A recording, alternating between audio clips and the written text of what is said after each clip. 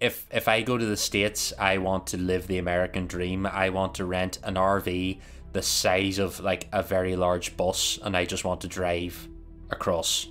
That's what I want to do if I go there. I'm like, I'm going to buy this house on wheels or rent it, and I'm going to travel.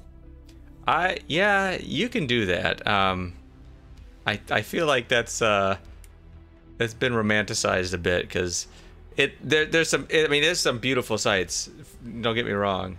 A lot of it's Sir, are you telling me that American gods lied to me? there are some great sights. There's just a lot of nothing in between those great sights. Like once you get to the Rockies over here, like closer to where I am, there's a ton because you got the mountains and you got lots of stuff. But there is basically that entire center, all the states that you can't name, all those middle states, there's nothing there.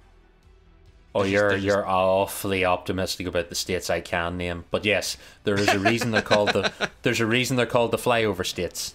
Yeah. I used to live in one, and I grew up in Ohio, and Ohio, relatively speaking, is really interesting compared to a lot of the Midwest states. There's just topographically, it's you would not believe how flat it is. And Florida's the same way, but they have like palm trees and it's warm, and at least they have water, so they at least have some interesting things. The closest I've come to realizing how flat it was flying into Canada, because at a certain point on that flight, as the plane started to come down, I was able to see out the window and be like, there's fucking nothing there. This is Minecraft creative mode. Yeah. Yeah. And then we turned around and we're like, oh, there's mountains and things. Yay. Right. Yeah, it's I think like the stat I remember from Florida is something like the highest elevation in Florida is like a couple hundred feet above sea level, the entire state. There's nothing. It's a flat. And like I said, it's a peninsula, and you got two bodies. You got the ocean on one side, you got the Gulf of Mexico on the other side, and you've got palm trees and it's warm. You go out in the middle of the country, and it's farmland, and that's it. Even the trees like somehow get shorter as you go further into the middle of the country. Just like everything just flattens out. It's just not. It's not that exciting. I'll be honest. There's beautiful parts to see on either East Coast or the West Coast, but that whole middle part, you're gonna go like, oh God, what have I done? And the roads. You have not seen straighter roads than you have seen in the middle of the country, where it's just dead straight. It's like struggling to stay awake sometimes driving down those roads. It's the Pixar movie Cars just prepared me for the interstate experience. Yes, exactly. Yeah, I don't want to discourage you from doing that at some point.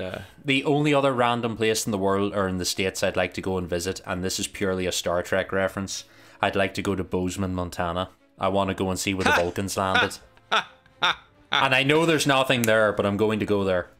There is a good part of the country, like Montana. At least Montana has some mountains. Montana's getting far enough west that you're starting to get some change in the terrain. But yeah, that would be funny to go visit there. I wonder if they have anything there. Probably not. I hope someone put a statue up there, because they need to.